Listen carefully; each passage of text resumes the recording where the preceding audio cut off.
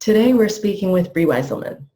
Brie is a functional physician with a background as a licensed acupuncturist trained in traditional Chinese medicine.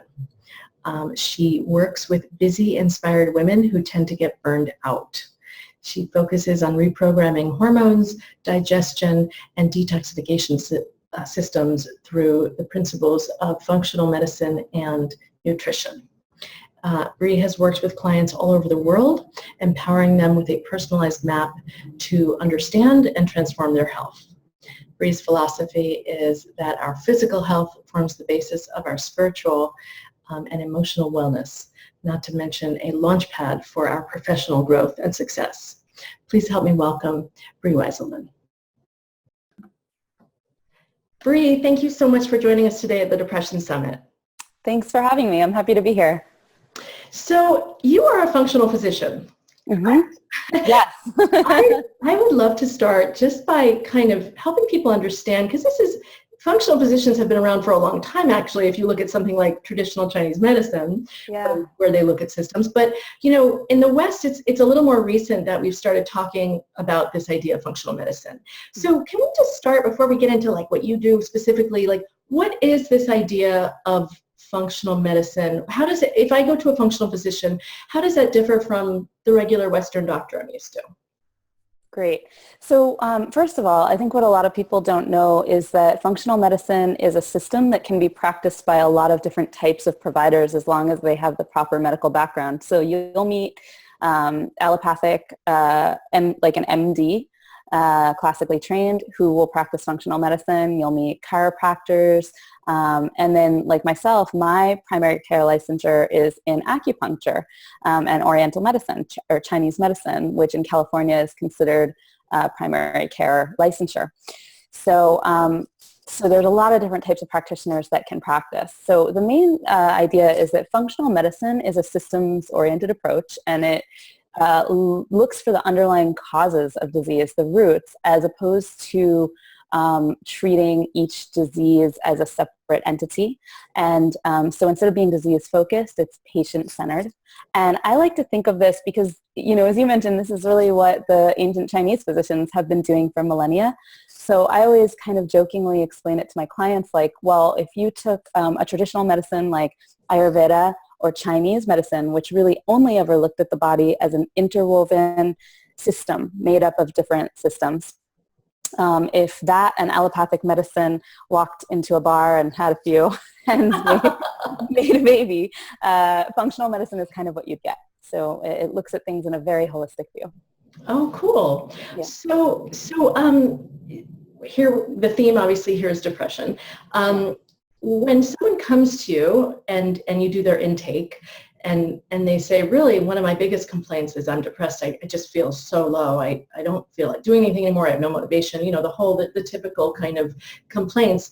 What do you start thinking about? What do you start testing for? Where do you begin with that? Yeah. Where do you start to unravel the ball?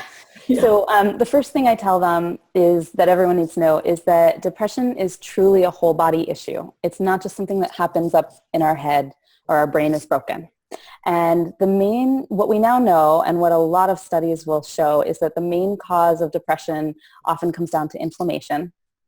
But that in and of itself is a really big ball of wax. We have to kind of unpack that and say, well, so what are the causes of that inflammation? And so some of the things I want to share today would be that a lot of them, there's many potential causes of inflammation, but the ones that I find to be the most consistent for people are problems in the gut, toxins, and hormone imbalances. And then some lifestyle pieces, of course, diet and nutrition, you know, not last but not least. Those also can play a huge role in inflammation. So those are like overlapping circles then almost, right? Because hormones, I imagine, affect the gut, and gut would also affect, right, your toxicity. I mean, is that so? Yeah, exactly. When you talk about unpacking it, how do you kind of work on those simultaneously, or how does it work? Yeah, exactly. Well, those are often, you know, whenever we have depression or any kind of chronic or slow onset, gradual onset condition, it's almost always the perfect storm. It's rarely like this happened and it caused it, or this one issue over here. So when we talk about gut, toxins, hormones, even brain chemistry imbalances, generally the truth is what can really, and this can really freak people out, is it's generally all happening at once. And so you have to start somewhere. And that's where working with a practitioner can be really helpful, because there are ways to work with the body and there are ways to kind of work against the body. So let me make that concrete. For example, you could have somebody who has a lot of problems with toxicity, which we might get a little bit into later. And let's say their toxicity comes from heavy metal exposure and they have a lot of mercury from maybe dietary exposure or environmental exposure, like from dental work. And that is the main issue. Well, the logical conclusion would be, let's get the metals out of there. But you have to be really careful about how you do that with people, because if you do that before their systems are ready and their detox system is capable of handling that, you can inadvertently actually do worse damage to their brain. And so it's good to make sure that all those other systems that we're talking about, gut and hormones, and are kind of on track and in good shape, so that someone's prepared to handle that well. Interesting. And that would be an example. And so do you think that's part testing for the most strongest problem and partly you intuiting as a physician? Like, how do you make those decisions as to what should be done first? Well, that's a good question. So a lot of it is based on health history, of course. So like when we're diagnosing in functional medicine, we're always looking at what the labs say, but it's not just that reductionist, because you can have two people with rather similar labs and have a little bit different, well, you could have a totally different symptom presentation. Mm-hmm. You can also have a lot of other things coming into play, like their genetics and, even things like how old they are or how strong they are in general. So there's the lab work, right? And the tests don't guess. So we get to see what's showing up on the labs. And so, for example, I'll see things start to come to the forefront. Like if somebody's hormones are dramatically off, but actually their detox is looking kind of okay, then of course we're going to focus in more on those areas. If someone has, 6 different infections or dysbiotic overgrowths in their gastrointestinal system, we're going to probably start to prioritize that before we would eventually get to something like detox. So there's certain generals where like you always want to have someone healed of a bunch of strong detox so that they're not reabsorbing toxins. So that's kind of a general premise. But then there's other things that really are personalized to the individual. And so you have to look at the whole person and see what's going on in conjunction with what you're seeing on the lab work. Wow. So it sounds like someone can be walking around with all different organisms or not enough organisms in their gut, clueless, and thinking, oh, I'm depressed. Maybe an event occurred and someone died and I haven't been the same since, when really it's the actual balance of bacteria in their gut that could be a big part of the problem. Is that right? Oh my gosh, absolutely. I'll let you in on a little personal story, Heather, which is that part of the way I got so deeply into functional medicine was looking for my own answers, much as, a lot of healers and healthcare practitioners do. So I was primarily focusing on Chinese medicine. I had been going through grad school, which is very rigorous, and due to a number of things in my life, I developed a wicked insomnia. So, and insomnia can be part of depression. So I couldn't sleep for more than 3 hours a night. It was bad. And that lasted for 5 to 6 years. And so I was pretty run down. Oh, it was incrable. I don't know how did you function? I don't even know. I have no idea. But what happened with a lot of Chinese herbs, a lot of acupuncture. But so I was like, kind of keeping my head above water and treading with those therapies, but I wasn't getting to the root of the issue. I couldn't figure out what was going on.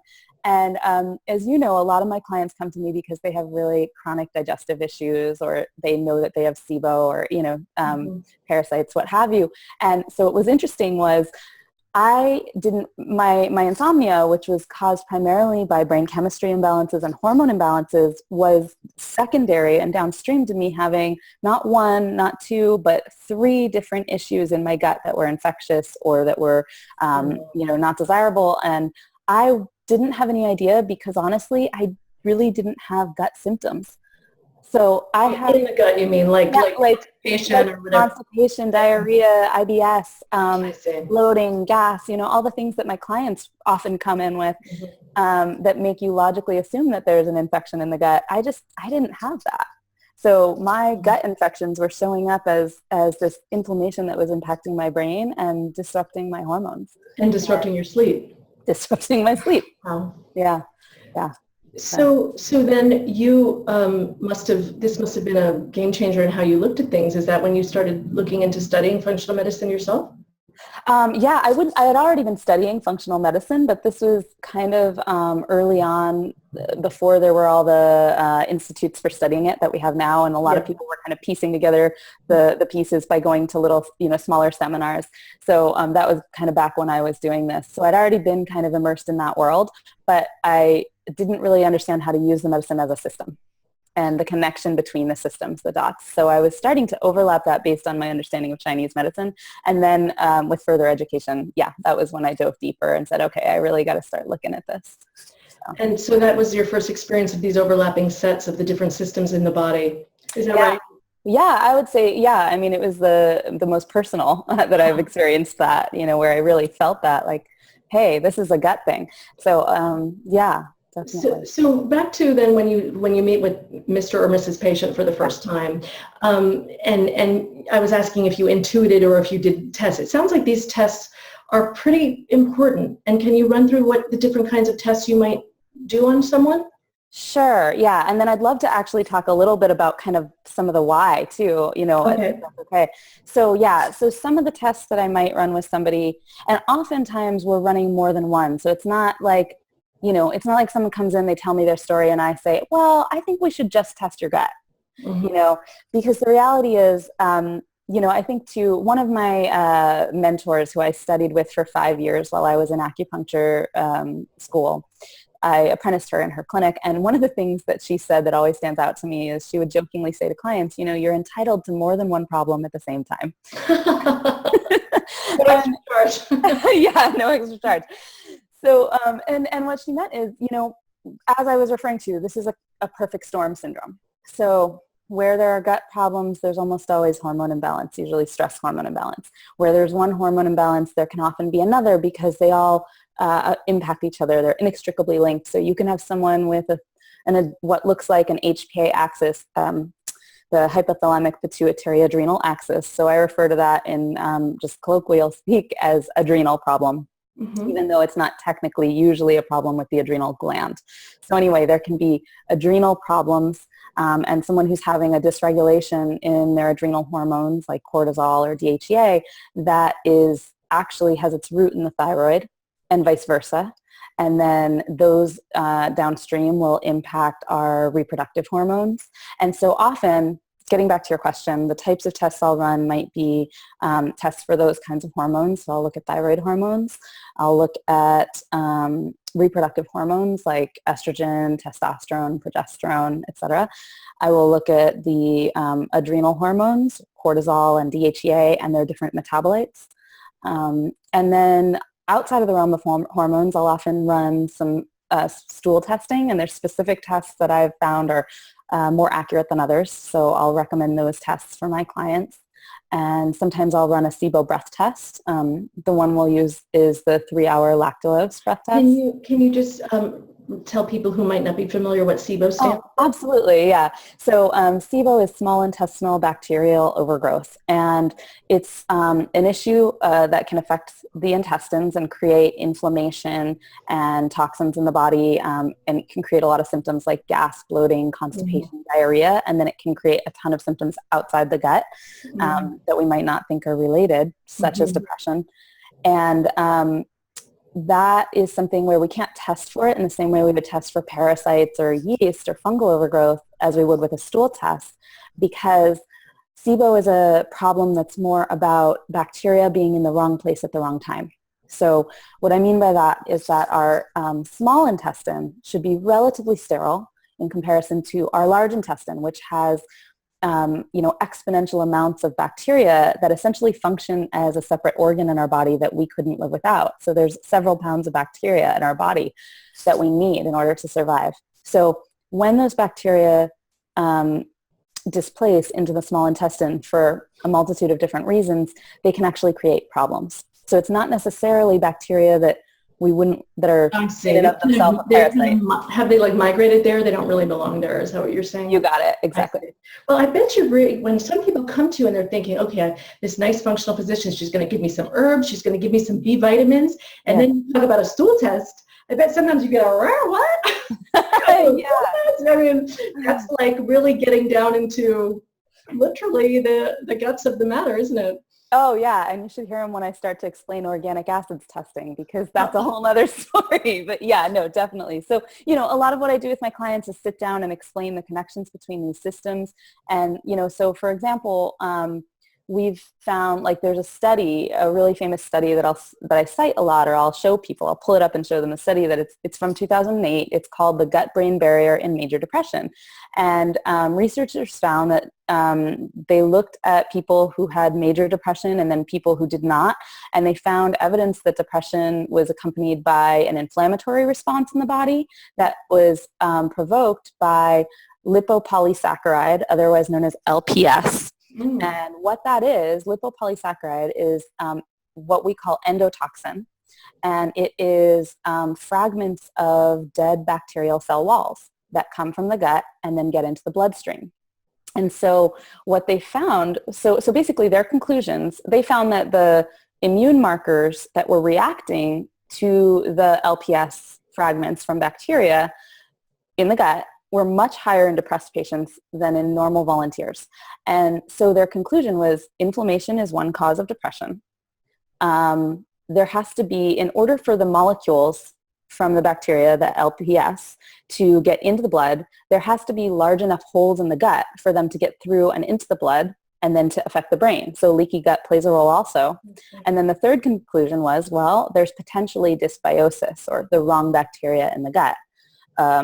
And so their final conclusion was that everyone with major depression should be tested for leaky gut. And so in my opinion, it's not just major depression, but all depression or all brain-related symptoms. So even that person who comes to you and says, I just don't have the get up and go that I used to. I'm so tired in the afternoon. I can't quite get through to the end of the day. That kind of thing, where it's not, they might not even say I'm depressed, but they just don't have good energy. The energy, yeah. So that can definitely be playing a role, absolutely. And the other, then I would also be looking at things like testing for adrenal hormones, cortisol and DHEA, and looking at how our HPA axis is functioning. And that's because cortisol, one of the main symptoms of low cortisol is fatigue. You can actually have high cortisol as well, and likewise present with fatigue or a feeling of being wired and tired. And I've seen that as well in patients. And so that's another great example of where we have to test, not guess. We always, I need to look at the lab to treat somebody correctly, or to, make the right suggestions, because you can have similar symptoms but have two totally different hormone pictures there. That's I love that. Test, not guess. Okay, that's going to be on our little quotables. So you wanted to get into this idea of why, or a person's why. Is that right? I didn't want you to lose track of that. A person's why. Well, or you were saying the why of it. Yeah. So basically it was just thinking about, there's some interesting things about the gut, so we talked about, LPS, and we talked about leaky gut with depression.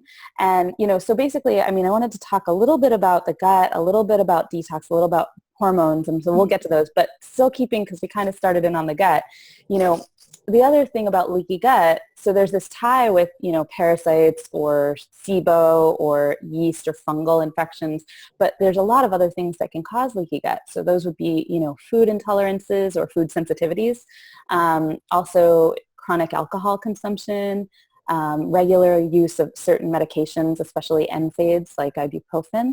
And so there's a lot of different things that can cause leaky gut. So we also have to, I have to look for those in each person. And so some of those are where a lot of times the case history comes more into play than like a specific test. Is there an actual test for leaky gut, or do most people just go off the symptoms? There are tests for leaky gut.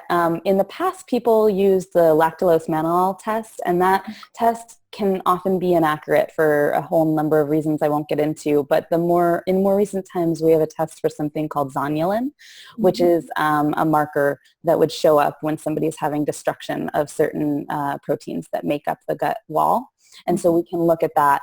I would say that that test can be really useful, but it's not necessarily one of the things that I run all the time, simply because you can kind of assume that there's some degree of leaky gut when you have either symptoms of body-wide inflammation or brain-related issues. And so I always like to kind of work on those anyway. And usually what will happen is that the truth about the gut is that there's a lot of supplements, there's a lot of foods that we can use to heal the gut and to support healing of the gut wall. But the truth is that typically when you remove the aggravating factors, when you eliminate the things that are causing the inflammation and causing the leaky gut in the first place, causing the immune provocation, the gut will heal itself to a large degree within about 3 weeks, because the cell turnover there happens in about, those cells are renewing themselves roughly every 3 days. So a lot of the times it's really about getting stuff out of the body's way and allowing it to heal. See. Yeah. So that's you often start with the gut, it sounds like, because it sounds like a lot of people are walking around with leaky gut and they don't even know it. Absolutely. Well, I would say that my favorite tests, like the ones I run on everybody as starting place, I think that's what you're after, is how to know if you're a functional physician. How to know. My favorite tests. Love it. I know. Yeah, we can get pretty geeky. Yes. So yeah, my favorite tests are definitely the dried urine test for adrenal and reproductive hormones. I like the Dutch test. And then I'll run at least one stool panel. I would say as a basic starting place, that's where I go to, and then from there, I'll often run maybe some further testing for reproductive hormones, although there is some included on the Dutch testing. And then I'll look at, like I mentioned, thyroid. And then potentially I'll start to look at detox. So for indicators for detox and other metabolic processes in the body, I'll often look at an organic acids panel. That's a urine sample. And when you say, I've heard that, but I'm not sure. Yeah, what is it? Organic acids. What is that? Okay. So, well, we live in California. I'm not sure if this metaphor will land in other states, because I'm not sure that it's universal that we do this. But you know, when you take your car for emissions testing, mm-hmm. and you hook it up, they hook up the exhaust pipe to a tube that has sensors, and they're looking at the particulate matter that's coming out in the exhaust as a measure of how efficiently the car's engine is burning gas for fuel, for energy. Mm-hmm. Well, basically, and how clean it is. And so this is kind of what organic acids does in a way. We're looking at the end metabolic byproducts in the urine that the body's disposing of, and those are amino acids or organic acids. And those organic acids are related to different metabolic pathways in the body that are driven by enzymes and nutrient cofactors. And so we're looking to see if these different pathways are active, or if they're jammed, or if they're underactive. And then we can use that information to get a picture of what's going on and see how things are related. And then sometimes we can use nutrition and lifestyle pieces or specific targeted supplements to help promote or rectify a situation that we'd see there. So some of the things we would see are like mitochondrial energy production, which can actually play a role with, energy, which can play a role for depression. We can see some indicators of brain chemistry balance, like people's serotonin and dopamine production, and production of something called catecholamines, which are another set of hormones that can relate to brain function. And all over body function. And then we can look at the detox pathways. So detox pathways that happen primarily in the liver as we clear toxins from the body. And so that's one test that I can run to see, if, for example, somebody has a ton of toxicity that their body is just struggling to deal with. And then also I'll run testing, very specific testing for heavy metals to look if that's a specific issue, because the metals are extremely, the brain is extremely sensitive to heavy metals. So that would be I have to say, on the subject of detox, speaking as the patient, yeah, it feels a little overwhelming, because we're told a lot about how toxic our environment is now. Yeah, that there's probably toxins all over the place, and every time I hear or see an article like "detox your environment," I go, "Oh my God!" You have the most important places for your patients to look at? You still have enough. Maybe do you advise people sometimes, if you see high levels of mercury on the test, to think about swapping out those old amalgam fillings? I do. So, okay, so there's a lot in that question that I want to speak Sorry, to. No, it's great. It's a great question. It's a little overwhelming. So I guess I'm going to help our viewers not feel overwhelmed. Not feel overwhelmed. Yeah. What's one or two places they can Yeah. start that's important? Okay, so definitely, you know, there's the way I like to think about this. We tend to get overwhelmed when we feel like we're out of control, and the truth is that there are thousands of chemicals in our environment. I mean, the EPA estimated in 2014 that 4 billion pounds of toxic chemical waste was released into the air, water, and placed in some kind of land disposal in the United States. I'm not listening. And that's down from 2002, right? So we're getting better. Okay. And so the truth is that, you know, there's some amount of that we cannot control on a personal level. We are going to have exposure. And it's true that our bodies evolved in a world that was way less toxic. And so what our detox systems can handle, or what we're designed for, was occasional toxin exposure and not bombardment. So everybody needs detox support. That said, there's a lot that we do have control over. And so the things that we have the most control over are our food sources. So eating organic as much as possible, or at least being aware. There's lists that are called the Dirty Dozen and the Clean 15, and looking at those if you know, there needs to be a priority because of cost. Things like our body products. So for example, something like Johnson's baby shampoo, which is like, so like, you know, doesn't that bring up memories of childhood? I know my mom used that. And we didn't know that it's laden with mercury. And that came out in the news a couple years back. And so, you know, we want to make sure we're using products where we recognize every ingredient on the label, where they're, you know, met with clean standards, you know, and then also things like how we store our foods, you know, not using plastics, not storing food in plastic, cooking food in plastics, really tending towards glass, stainless steel, things like that, silicone. It's really death by 1,000 cuts, isn't it? One tiny little plastic cup is not going to kill us, but it's all every day, all these different places, the Teflon cookware, everything. Exactly. It builds up, doesn't it? And I think that's the part, every single person that you just mentioned, the plastics people, the shampoo people, they'd all say, but tests have shown this is not harmful. Exactly. What you're saying is when you add it all, it's cumulative. Exactly. And I would say that so those things, you know, definitely those are things that we can make choice about. The other thing we have choice about is taking a look at what's in our gut and cleaning it up, even if we don't have symptoms. I hate to belabor the gut, but it's just everything comes back there, because, well, what some people don't know is that if you have the wrong bacteria or the wrong organisms living in your gut, that can be the single highest, it's like a little toxin factory. It can be our biggest source of toxins, is actually can be living inside of us. So for example, if someone has pretty strong yeast or candida overgrowth would be one example. The amount of candida that we have, well, candida produces chemicals called ethanol, which is basically what we consume when we drink alcoholic beverages. And then that ethanol gets converted in our livers into acetaldehyde, which is a toxic chemical that's responsible for the symptoms of hangover. It causes our blood vessels in the brain to be dilate and can cause headache. And it's also toxic and inflammatory to the brain's neurons. And so you can have severe enough of candida overgrowth to be equivalent to drinking roughly a 6-pack of beer every day, you know, without any of the fun.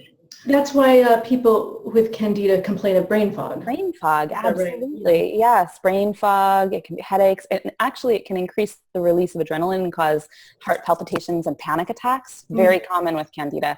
So, yeah, there's the external toxins, and then there's the internal toxins that we have to be aware of. Yeah. Wow. So can you, would it be possible for you to have a case study with us, like a sort of sample client and you have these 3 areas that you've been talking about, the hormones and the gut and the toxins, and, you know, kind of walk through what that person might do in terms of a treatment plan, and then to see how it might help with something like this malaise we're talking about of depression, or did you not finish your 3 areas yet? I don't want to. No, I can do either. I could talk more about toxins. I can talk a little bit more specifically about how, you know, hormones play a role, like how that. And then I'd love to hear what it might be, because I think some people are thinking, this sounds like a lot of work. Oh my God, what do we do? Sure, you do one thing at a time with people, so I just would love them to have an idea of what it's like to work with someone like you. But talk about hormones, because especially women, and I know a lot of this audience is women. Yeah. We've heard that hormones are a big problem, and yet why, how, again, Exactly. it's all hidden and mysterious to us, Okay, so I'll just speak a little bit to adrenal hormones, reproductive hormones, and thyroid hormones briefly. So I mentioned that cortisol too high or too low can be a problem. And this is something that actually is, I always look at that if someone specifically has postpartum depression. There's a very big correlation in the research to dysregulated cortisol response. So that's something to clue into if that's someone's specific problem. But basically, when I'm looking at cortisol, anyone who has had sustained or chronic stress in particular, that will lead to dysregulated cortisol levels, as well having had chronic inflammation, chronic pain, or imbalanced blood sugar levels. And so basically it impacts how we create brain chemicals like serotonin in depression, but also impacts the amount of energy we feel, and can also promote anxiety if that hormone is too high or too low. That can also downstream disturb our reproductive hormones. So most often when women have female hormone imbalance, it's almost always something you can track back to having first had adrenal hormone dysregulation. Wow. And so just to remind it, because some people might not know, cortisol is that fight or flight hormone, right? Yeah. Like you're in danger, cortisol goes up. And when you're like, okay, the tiger's not going to eat me, cortisol goes back to the nice normal place, right? Exactly. That is that hormone. Thank you. Yeah. And you're saying that when that cortisol is dysregulated, that can affect all your other hormones, even like the reproductive hormones? It can. So the two main hormones that are produced in the adrenals, there's many, but the ones that are most related to what you're talking about, this fight or flight, are cortisol and DHEA. And so there's a typical pattern that we see when someone's adrenals or HPA axis is dysregulated, where we'll start to see DHEA decline, and we'll also eventually start to see cortisol decline, often after having been high for a while.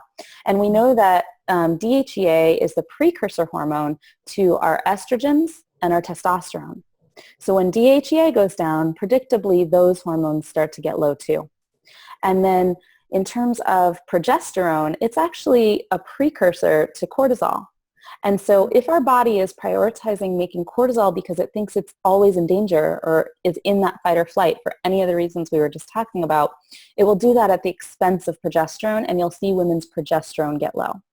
So this, practical deluge of PMS and fertility issues and horrible menopause problems that we see in industrialized countries are usually related to actually having had adrenal fatigue. That then affects our female hormones. And so that's what a lot of people don't know. A lot of people will know, oh, my hormones are imbalanced, because we know what that feels like as women. Like, when you're feeling. Yeah, and it sounds like you're saying for these fertility problems, it might be wiser to get your sleep in check and maybe reduce the amount of coffee you drink, or things that affect this stress response. Absolutely. Yeah, absolutely. 3 steps back, that's what's causing our female hormones to be underproduced. So the interesting thing is how those hormones relate to our brain and our mood. So for example, this is a really interesting one about PMS. So a lot of people may have heard that PMS is related to our progesterone levels. That's something that some people may have heard. Mm-hmm. And progesterone, one of the roles it plays, besides helping to regulate the length of our menstrual cycle, and when it drops, we'll tend to have our periods start as women. But progesterone helps to balance blood sugar levels when it's in a regular amount, and our brain is highly dependent on glucose to function. Mm-hmm. And so if our progesterone store gets low, it lowers the supply of glucose to the brain, and this decrease in brain fuel really contributes to the most common symptoms of PMS, like irritability and rage and depression and fatigue, memory lapse, and just feeling tense and frustrated. So that's one of the ways that progesterone directly impacts our brain and our mood. Wow. So it could be that someone goes, and I know some people get prescribed antidepressants for PMS. They do, yeah. And I think, though, what you're saying is look at your progesterone and look at this bigger picture of your stress hormones. And exactly. And exactly, progesterone actually, when you have the right levels of it, it naturally raises the serotonin levels in the brain. Huh. And when you have the right amount of estrogen, it increases a chemical called dopamine in the brain that also is related strongly to our mood and outlook and brain function. Wow. So those sex hormones directly impact those chemicals. And, the other thing that people are often given is birth control pills, especially if they know, right? And it's kind of a double-edged sword because in a way, we're band-aiding the problem. Like, here's some more hormone for the one you're missing. And some people can get... you're basically regulating your hormones with the pill. And one of them anyway, right? Because overriding them. Yeah, exactly. Yeah, exactly. But the problem is that the pill will deplete the body of essential vitamins and minerals like folate and B12 and magnesium that are actually involved in the synthesis of those brain chemicals. And then it also causes or promotes the development of candida overgrowth in people, which we already talked a lot about, how that can affect the brain. So you can actually be kind of working against yourself or compounding the problem, unfortunately, in the long run. Yeah. How are there studies on that? How do we... Yeah, there are some studies. There are studies about the connection between oral contraceptive pills and fungal overgrowth in the gut. And there's also studies about the nutrient depletion, which actually they link it back to what happens is that being on the pill for extended periods of time alters the gut microbiome. And that predisposes us to candida overgrowth because it's like usually having a healthy microbiome is kind of the placeholder that protects us from those kinds of issues. But also one of the roles that the gut microbes play is synthesizing certain nutrients or helping us get them out of our food that we can't get on our own. And so again, all of these issues point back to the gut. It's really... And you are not the first. My speakers seem to be coming back to the gut. I thought I was going to people talking about the gut. It's like I have 20 people and almost everyone's talking about the gut. Which in a way is nice because you are talking about a lot of things right now, but it is nice to kind of have this home base. If we can all sort of start opening this consciousness this way, in a way it simplifies things. It does, yeah. The complicated stuff is for the practitioners. Well, good. Because, like, for example... I'm hanging on by a thread here, Brie. I know. So essentially, it's like we can make this really complex when we talk about the science and the biochemistry and how it works, and I find that stuff fascinating. But I get, this is not what I usually launch into the first time I'm meeting with a client because, ultimately we're talking about someone's experience and what their world feels like, right? And yes, from what I've been sharing, it sounds like that can boil down to biochemistry and it can boil down to gut microbes, and that's true, but it's also, there's so much more than that. And so it's never just as simple as reducing it to that. We also have to look at the whole picture. And look, we know enough now. Even the layperson has heard about dopamine and serotonin. It's been mainstream. These terms are out there. But you can say, I just fell in love and I feel amazing. And someone else will say, oh, you just have raised... Your oxytocin is high. Yeah, and it's like, well, I'm in love, okay? It feels fantastic. Yes, exactly. It's sort of like it's a circle. We have the experience, and it can always be reduced to something chemical or biomechanical in the body. But I think it's good to hear you say that about the doctor asking how a person is feeling, because there is this feedback loop between feel and what's going on in the body. Talk a little bit about that. Like, would you actually say to someone, how are you feeling in your job, or how are you feeling in your marriage, or, will you get into that? Absolutely. Oh my gosh. Yes, absolutely. I mean, the way that I practice medicine, that's inextricable. I can't not know those things about somebody as much as they're willing to share with me. And, oftentimes there'll be things in someone's past, traumas or things that maybe occurred a long time ago, but they're still impacting that person today. And I need to know that because, yes, that plays a role with all these other body systems. I'll look at our relationships. So, of course, primary relationships like family relationships and marriages or partnerships, those are huge.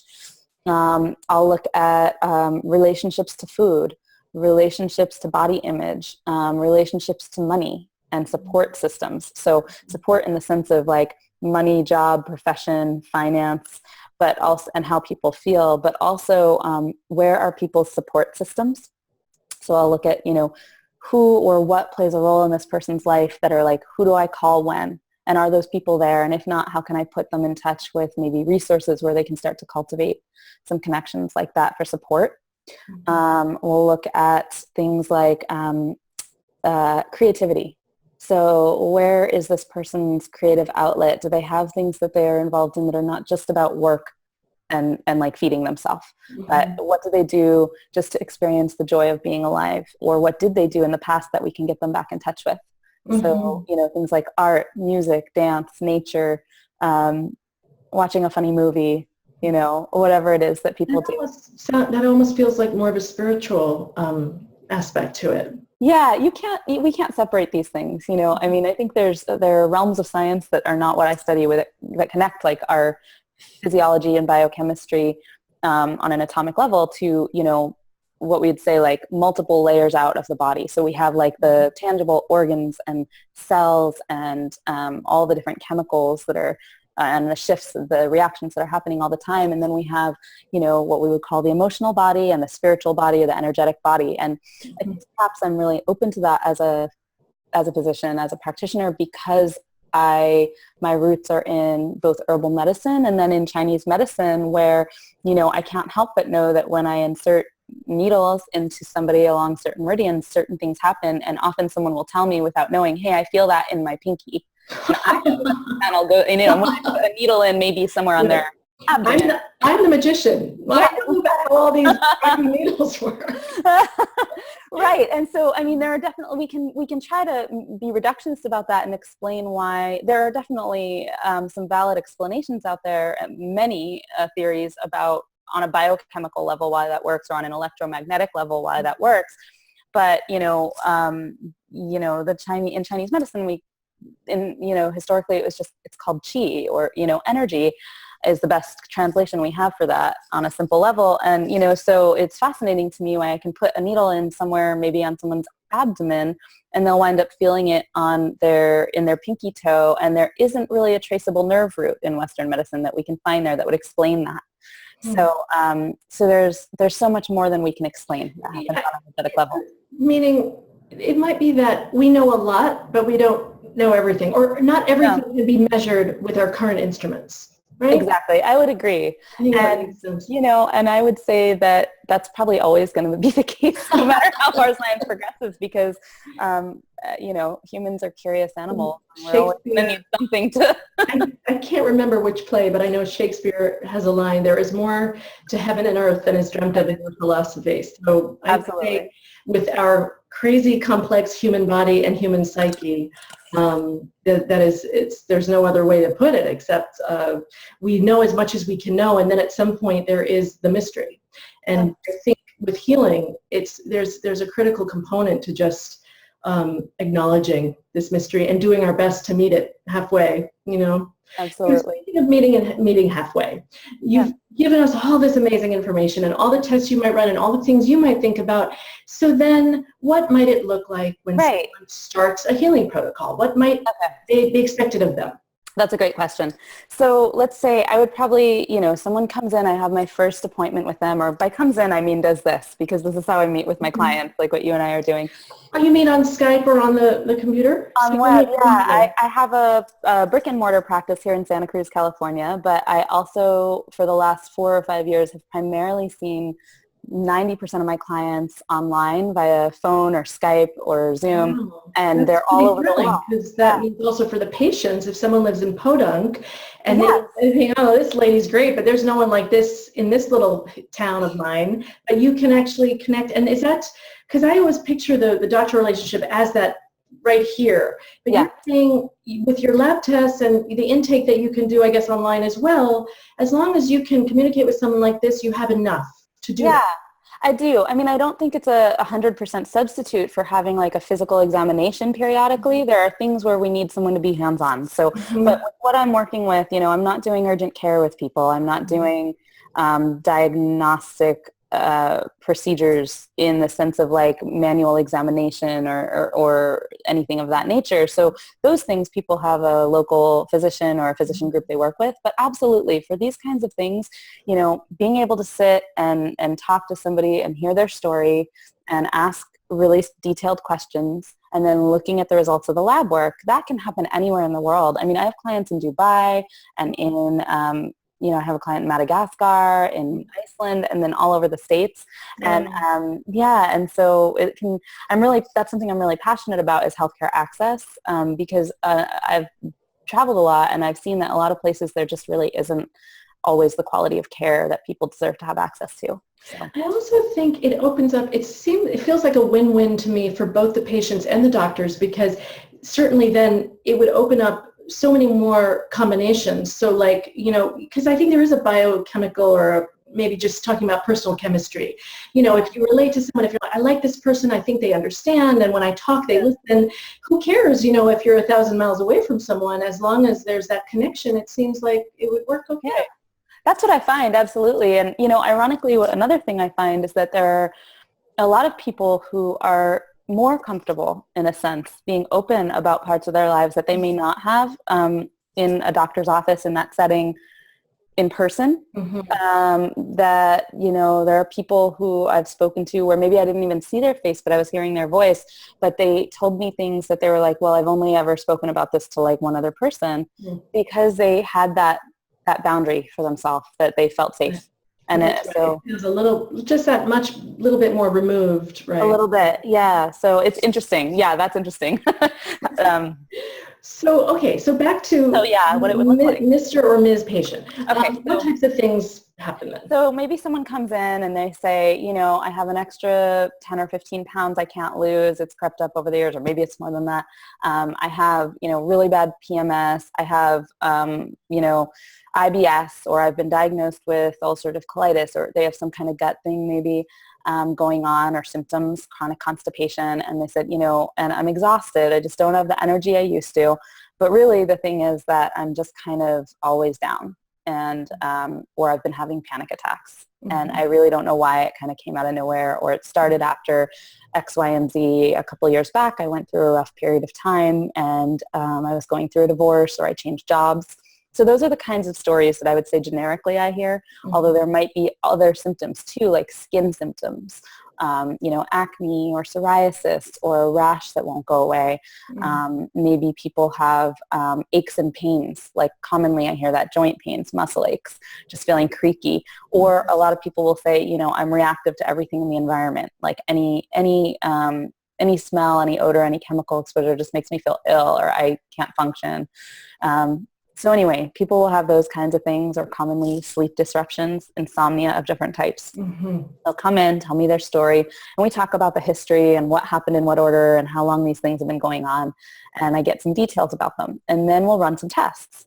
And like I said earlier, almost everybody will run an adrenal panel, usually with some of the reproductive hormone markers attached to it. So I'll get a sense of their hormones. Many people will get a test for thyroid, especially if fatigue is a part of the picture, or other symptoms. And almost everyone will get a stool test. So I'll often start there with someone. Depending on what someone has going on, I might run some of the other tests, or recommend some of the other tests to be run too, and we might run them at first, like all at once before our next meeting, or we might start with some and then have them space out the labs and run one a month later and run one a couple months after that, and look at the other body systems, so the detox or other aspects of gut, like the SIBO test I mentioned. And there are some other tests that I'll use peripherally to that are a little bit more specialized for things like Lyme's or methylation function. I'm not going to get into all that today because it's just way too much to talk about. But depending on the unique situation that someone comes in with and what they tell me about their family history or their health history, there might be other labs that'll clue me into, hey, we should take a look at how this is working. But most things for most people I can get a sense of from those three tests, the adrenal, gut, and detox test, the organics panel that I mentioned. So those are my main three. And when things come in, then what do you? Yeah, and then whatever. What the person's their Right. Is it a mile long or what? No, we cannot do everything all at once. So your body just can't digest and process that much information. We're often using supplements, and so there's got to be a timeline. The thing about functional medicine is that we didn't break in a day. We're not going to heal in a day. And so I often talk about using natural medicines when we're using the parts that are not like diet lifestyle stuff. When we're talking about using supplementation, it's kind of like shoving broccoli in capsules a lot of the time. And what I mean by that is, it's Western medicine often comes in these nice time release pills where you take one in the morning and you're done and like, see ya. Well, natural medicine doesn't often work that way. And so, oftentimes if there's a protocol, which, is a set period of time where we're taking a group of things to achieve a certain purpose, it may entail like 3 or 4 different items or a couple different items. And then these protocols get layered. So there's part of it that looks like supplements and doing certain supplement protocols for periods of time and leading from one to another. So for example, I often start with the hormonal piece because working on, say if someone has dysregulated cortisol levels, starting to get those back in order will help someone feel a lot better faster and get them some energy or help them sleep. But also it powerfully impacts our immune system. There's a direct correlation between cortisol and the whole body immunity, but also the levels of secretory IgA that are secreted in the gut. Secretory IgA is just a kind of immune agent that our body creates at the mucous membrane. And if we're going to go in there and say we find a parasite or yeast overgrowth or something, in order to clear that, we can use, antimicrobial protocols with herbs or prescription drugs or any of those things, a diet. But if we have the body's immune system on board working on the team, it's just going to be so much more successful. So I'll often have someone start by working on, say, their adrenal balance. And then after a certain period of time, we'll go in and start working on anything that needs to be cleared from the gut. And then often after that, when we've confirmed that the gut is clear of the infections or dysbiosis, we'll do some leaky gut repair. And then that leads into the detox work when someone's more prepared for it. And so I'm assuming when you say, the working, like some of it is supplements and then some of it is like avoid these foods, more of these foods. Yeah. I would say, it depends on the what. So some protocols require more radical diet shifts than others. There's some things that just a generally healthy anti-inflammatory diet will be fine. And then there's other things like, if someone has SIBO or if someone has Candida, those are like the big ones that come to mind where we'll really need to shift the diet in some specific ways for a period of time. And that's where I really wind up helping my clients a lot, is figuring out which foods, are going to help that situation and which foods are not. And something tells me pizza and pasta are not on your diet list. Well, not in the regular sense. I might have some substitution recommendations for those because I'm a foodie. I love to eat. So, I like my food to taste good, even if I'm on a Candida diet. So, so part of it is just helping people understand what an amazing world of food there is out there and what they can eat, and sometimes introducing people to new foods that they weren't used to and how to prepare them and what to do. So that comes into, there's a place for that as well. And so it seems like you do one thing at a time and you have a protocol and you ask people to like probably have a little schedule and you got to take this pill like morning, afternoon, whatever. Right. There are schedules. And then what happens? Do people start seeing the subtle changes, or is it first a change in the energy level? And like what kinds of results do you see? Yeah. So, I mean, gosh, it varies all over the map in terms of like, when do people get results? But I would say that most people, like more often than, I would say like 75% of the time after like we've started a protocol, the next appointment I have with people come back and say, hey, I noticed this change. So there's always like, what we have to remember is we're nudging the body in a certain direction. And so for example, like with adrenal fatigue, if your adrenals are still in a mode where they're under stress because of your current lifestyle, and we're trying to like use a supplement protocol to change that, we have to get the lifestyle stuff on board. So a lot of it has to do with also the changes people are able or willing to make in what's going on in their world too. And so I would say usually in 1 to 2 months, we see pretty noticeable differences. And then when we start to work on like digestive things, sometimes those changes people will notice overnight. Like, oh my gosh, last week I felt like this week I felt like this. That's not always the case, but sometimes there are people who I would say, if we do a protocol that lasts for a month or 2 months where we're clearing out a certain infection, then when the inflammation starts to go down, like when we start to do what I call leaky gut repair, that's often when people really start to feel better. Is like, okay, I just got rid of this whole mess of inflammation. My inflammation threshold just went down. And I think of that almost like a chi-sucking vacuum, like a like an energy-sucking vacuum. And then people just feel better when their inflammation is less. So. Wow. So I think I'm for the audience, we're going to have a nice card at the end with Brie's information. This will be the case with all the interviews. But I'm very curious. I think some people will be curious about where you were trained and how you learned all this, because it doesn't sound like this is what they teach in med school. And I know you went to acupuncture, right, Chinese medicine. Can you talk about where you learned, where you trained in functional medicine? Because I do think it's of interest to people that how this information is getting structured and passed. Yeah, absolutely. Well, it's been kind of like a long winding road. So what I would say is that back when I was before I went to Chinese medicine school, I went to a school for Western herbal medicine. Mm-hmm. One of the schools I went to is California School for Herbal Studies, and a couple of my teachers there, most notably one of them, a man named James Snow, who, he's an amazing herbalist and is a teacher at a university on the East Coast, where he designed the program, I believe.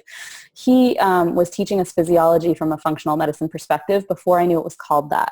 So that was my introduction to the physiological principles of how we see the body, as like why liver and detox have anything to do with, say, the skin or the brain. So it started there, and then in Chinese medicine school, I knew that I was interested in practicing in an integrative setting. I wanted to be able to talk to people practicing Western and Eastern and bridge those worlds. And so I mentored with a number of people, practitioners in their clinics, who were also kind of, practicing amazing Chinese medicine, but also were often looking at lab work too. And so I got exposure there. Around that time, I started taking kind of seminars that would come to town that were either like a 1-day thing or a 3-day thing. At the time, it's from companies offered by supplement companies in the functional medicine world, like Metagenics. I think Jeff Bland was teaching for them at the time, or, as his involvement in the company. He was teaching, and I remember taking classes with Datis Karazian through Apex Energetics, and a whole bunch of other classes like that were kind of short seminars. Mm-hmm. I eventually did schooling through the Institute of Functional Medicine, which is an amazing institute that has a whole system and a whole coursework that practitioners can go through. And I also studied for the past 5 years with Dr. Daniel Kalish. He's one of my main mentors, and his teaching program is just incredible and very practically applicable. And there's amazing practitioners in that community that I learn a lot from as well. Oh, wow. So, yeah, because some people watching this might be familiar with like Chris Kresser, who I think also just started a school, and so it's fantastic. And I know I've heard of Dan Kalish as well. He sounds terrific. It just sounds so promising that there's more and more places for people like you, for healthcare providers, to learn these integrative ideas. Because as you say, I started looking into natural medicine just on the end, the patient end, mm-hmm, in the 90s, and it was still considered very fringe and wacky. And it was the Wild West. And you would have to go to these little seminars, like you said. I went to many of these little talks in like somebody's basement or whatever. Totally. But now I do believe the tipping point has been reached, where it's much glossier and everyone's sort of on board, and it's kind of getting a lot of traction, it seems. Absolutely. Well, there's a demand for it from the public, and also just with the advent of blogging and what a lot of people have done in promoting the information. I know where your head is at now. Yeah. You have 6 patients who you're worried about. I do. I'm thinking about them back here. So yeah, I mean, I imagine even 10 years ago, I mean, I remember looking for like where I was going to get the next level of education and being like, what are my options? There's like this and this, and it wasn't as organized. And radically in the last 5, 6, 7 years, it's just in terms of what's available, in terms of the organization, the publicity, and just public awareness. These things are just growing by leaps and bounds. And I think we're going to see the day where functional medicine and what is called precision medicine and genomics, and mm-hmm, which are part of functional medicine, that's just going to be the norm. Like that's going to, those it's going to start to merge, and that's a great thing. So. From your mouth to God's ears. Yes. We need it. Well, thank you so much. This has been such a rich talk. I think you've made what's very complicated, at least sort of simple. Like you put it down into some categories that I think we can grasp. Is there anything else you'd like to add? Because I just feel like, Sure, yeah. Is there anything else you think people should know? Absolutely. I've talked a lot about labs and markers, but there's a couple basic things that that I think everybody should know if they're dealing with these issues, that are things they can do right now. And so, I mentioned Daniel Kalish, and one of the things he always tells his students are, you can't out-supplement diet and lifestyle. And it's so true. You cannot bottle health. It doesn't come in a bottle. There may be a role for those things, but there's all these other pieces. So these are the pieces that people can do like right now at home. And each of these topics I could talk about for a long time, but really simply there's 4 areas that I focus on, and that's eat, move, sleep, relax. And so eat is, what are we eating? I forget who said it, but what you put on your fork is the medicine you put in your mouth 3 times a day, right? Mm-hmm. So basically eating an anti-inflammatory diet. There are many versions of that, but there are similar things they all have, which is lots of plants, and what oils are we eating? So making sure we're eliminating things like industrialized seed oils and vegetable oils, except for things like olive oil and avocado oil. But getting rid of those bad fats and switching them out for things like healthy omega-3 fats, or fats from grass-fed beef, or fats from avocado, or grass-fed butter, things like that. Mm-hmm. Eliminating or at least minimizing sugar really helps. And for some people, eliminating gluten or dairy, which are very common foods that create inflammation for people, not everybody. But if someone's dealing with these issues and hasn't just cut those out for 2 months to see how they feel, it would be a great thing to do. Mm-hmm. And then just more importantly, choose organic foods when possible, and aim for 10 servings of vegetables and fruits a day. I mean, if you're getting 10 servings a day, I said 10. Aim for 10. But if you're getting 10 servings in a day, there's not a whole lot of room left over for a lot of the other crap, and you will feel better. It's amazing. If I actually get 10, I really feel it. So that's the food piece in a very general sense. The other thing would be eating for blood sugar balance. So not skipping breakfast and not going really long periods of time between meals if you have these issues. There are other, diet programs where that kind of thing is encouraged. But when you're suffering or struggling with, anxiety, insomnia, depression, that's not really the best way to go. And you want to make sure you're having not too much carbohydrate, but also not depriving yourself of carbohydrates entirely, because they play a role in how we create those brain chemicals. Mm-hmm. So that's important. Move. The next thing I would say is, exercise has been shown to be as effective as antidepressant drugs in most cases of depression. So depending on the person, what that is, it's going to be different. Some people need to get that, like, go for the burn, high intensity workout where their heart is really pumping. And some people just need to get off the couch and go for a walk for 15 to 30 minutes, and doing that like 5 days a week, where you're just getting out, breathing fresh air and moving. And then anything else that makes people happy. So if they dance or go for a hike or do some yoga, just moving our body. So that's really important and really simple. And then sleep. So sleep. I can't emphasize sleep enough. I'm in love with sleep. I schedule my sleep. Having not slept for years. So good sleep hygiene is really critical, and scheduling enough time for enough hours. So like if you suspect that you at all may have adrenal fatigue, schedule 8 hours or more for sleep so that you are ensured to get enough relaxation time.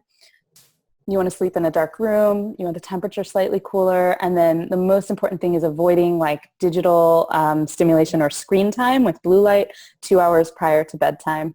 There's a whole lot more I could go into around that, but just setting the stage for good sleep. One doctor I spoke with once on this subject, she said, but in bed by 10. But in bed by 10, but in bed. Yeah. And I had to really, that's sometimes I have to talk to myself, like on my I know you want to check that. Girl, get your bed. Get your bed. Go to bed. And I really have to treat myself like a child, or I'll just keep staying up. And you're right. Isn't it true? I know. Man, Netflix. Everything. All distractions, yeah. It's a pandemic. In Chinese medicine, they say that every hour of sleep we get before midnight counts for 2 of that we get after midnight. Wow. So they really encourage us to, and it's about like those light and dark cycles. You know, we are designed circadian rhythm. We're designed to go to bed when it's dark. Yeah. You know, not at 11:30. Or you know that in some months in the winter that could be 8 o'clock. So I don't know that I'm doing that all the time, but it's good to. It's the right thing to aim for. And the right thing to aim for. Yeah, and even just turning off lights and lighting some candles, like being mindful of light exposure. You know, we don't want our body to think it's noon at 10 p.m. You know, so that's a great thing to point out. And then the last thing is stress management or dealing with stress. So everybody in my practice dealing with any type of health concern, even just wanting to be optimally healthy when they're not don't have a problem, makes it part of their daily life to do active stress management practices.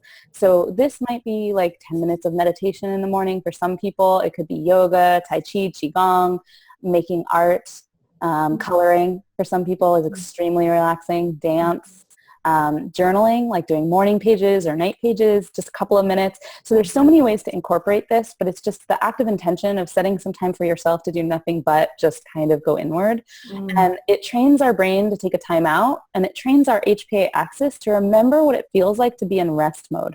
And the more frequently we do that, the easier it is for us to get back into that place if something happens that's stressful. And it teaches us not to default to fight or flight all the time as a modus operandi. I think, it made me think of Arianna Huffington's recent work where her book, she called it Thrive. Yes. She herself was a workaholic who never stopped until she literally fell down and almost split her head open. And, she said, okay, I had to stop and say, what am I doing all this for? If I can't even take a bath once in a while, or if I can't even, like you say, sit and read a book or do something pleasurable, what's it all about? Exactly. So I think as Americans, people might be listening to this all over the world, but in America, we have a really a driving force that a lot of us feel very identified with. Regardless of your background, we're here in this place where it's about doing. And I just think that's so important what you just said, to remember that we are wired to also have rest. There's no animal in the wild that doesn't rest. In their waking time, and so somehow probably post-electricity, post-factories, post the whole industrial thing, we lost touch with that. So I think you're right that we have to aggressively remind ourselves that it's absolutely important. It's funny because how many conversations do you have, you'll run into a girlfriend or you'll run into someone, and how are you doing? Oh, I've been really busy, right? How often do we say that? I've actually removed that from my vocabulary, or I've set the intention to remove that from my vocabulary, because the truth is we're all busy, but our words are magic. What we say, we, believe, and then we become. And I think that that's there, we're always going to have full days and work to do, but if we focus on the other things, it gives more meaning to life, and also it starts to change that prioritization. Well, I think that's a really nice close, because I think, we can all take that as a little food for thought. Absolutely. As we go forward. All right, Brie. Well, like I said, I'm going to put your information up, and thank you so much for being here with us today. This was such a rich and informative talk. Awesome. Well, thank you so much for having me. It was wonderful to hang out with you here and to get to share this with your audience. And if anybody wants any support around any of these things or wants more information about any of the things I spoke about, they can contact my office through the contact page on my website. Awesome. Great. All right. Thanks. Okay, take care. Bye.